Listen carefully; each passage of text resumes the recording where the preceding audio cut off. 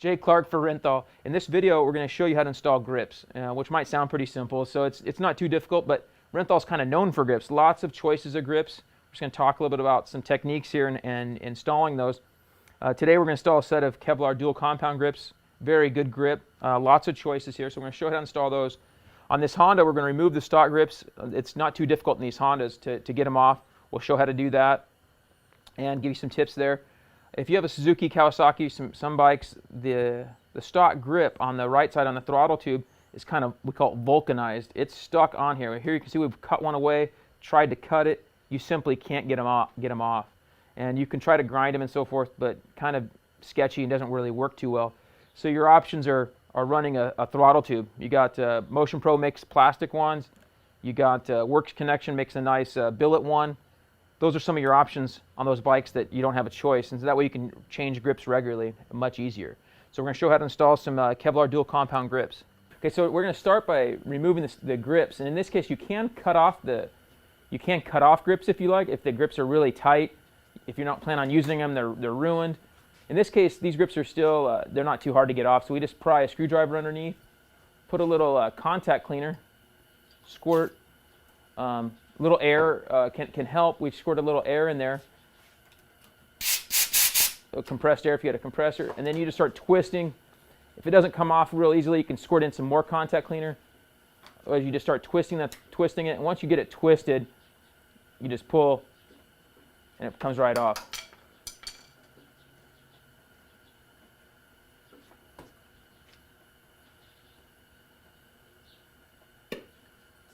See? Even Dave can do it. So same thing on the throttle side. You want to be careful. You don't have as much room to get in here, so you want to be careful not to poke a hole through it or anything if you want to save it. So just squirt a little contact cleaner in there. Now this side, with even plastic underneath usually, and the grip glue, it'll loosen up a lot of times a little easier. Squirt some air in there, and you can start twisting it. Once you get it broke loose, then it'll usually just start twisting right off.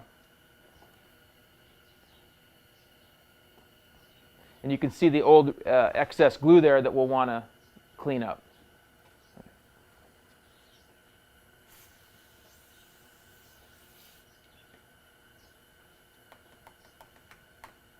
Contact cleaner on there can wipe all this glue away. If the glue's old and dry, you can scrape it off with maybe a razor blade and just scrape off all the old excess glue.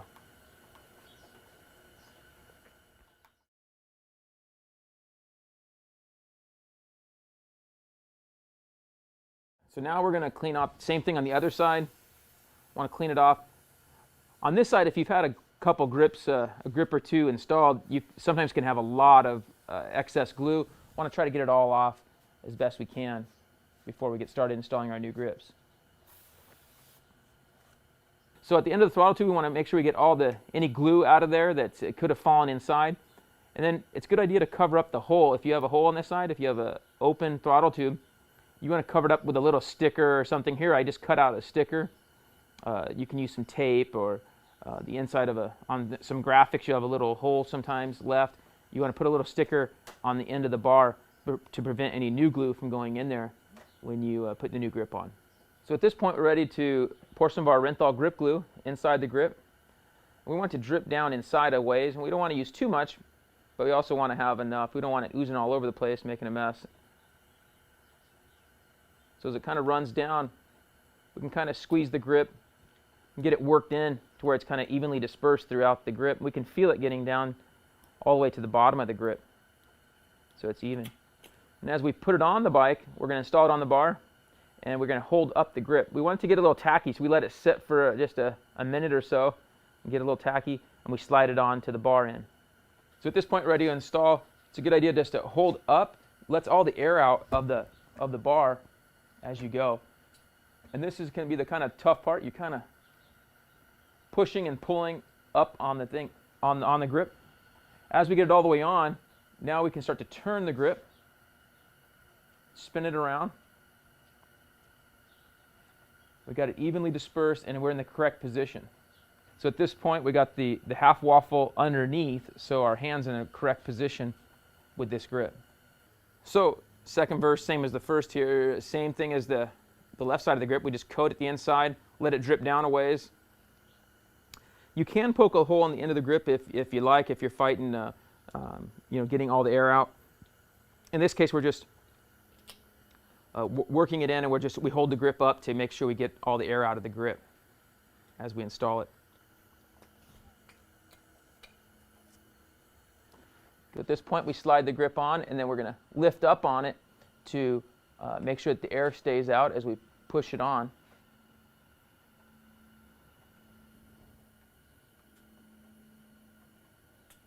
And we're kind of pushing as we're pulling up. And we can twist it a little bit to kind of spread the glue out throughout the grip, make sure all the air is out of the grip. We line it up correctly, just as we did the left side with the half waffle underneath. And like so. Done. Good job, Dave. So at this point, we're squeezing our grips, making sure everything feels good. They should feel fairly firm. If they don't feel right, you're going to need to start over and pull them off, re-clean, and redo. But in this case, they feel nice and firm. We squeeze them. Now we're going to wire tie them down. So now we're going to cut some wire, and there's various thickness of wires. This one's about 32 thousandths thick wire. There's also thinner wire. With thinner wire, you can make 2 loops around the grip, which is what a lot of the factory guys do. And so wire tying, these tools are fairly inexpensive. You can get them from Motion Pro and many other companies. Simply pull it down tight. It's as simple as that, and we're going to do that in 3 spots on each grip, evenly throughout the grip.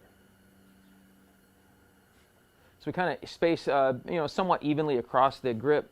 Now we're putting our second one on with our wire tie. If you go too tight, the wire will break, and you'll just have to redo it. The wire's not too expensive. The wire tool's available, and wire's readily available, easy to get.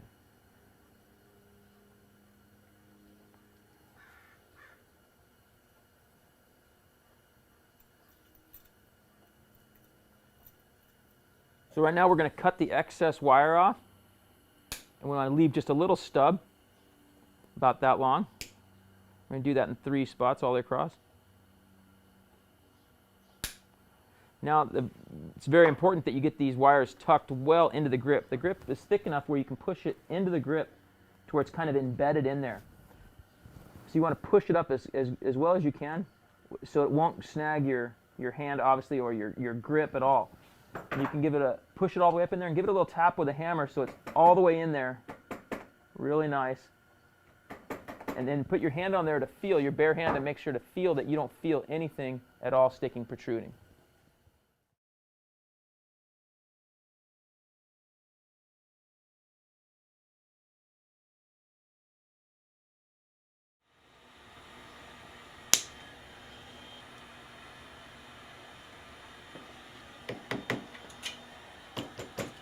So at this point, our grips are on, glued's tight, and safety wire's on nice. We want to give them 8 hours to dry, so it's best to do it day before you plan on riding, not the morning of.